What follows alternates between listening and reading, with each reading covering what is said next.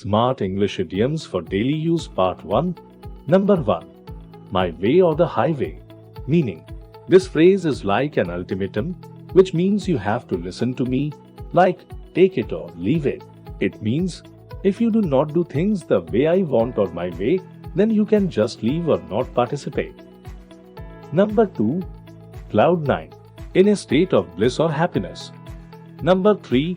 Tongue-in-cheek. To be tongue-in-cheek is to say something jokingly while appearing to be serious. Number 4. Stab someone in the back.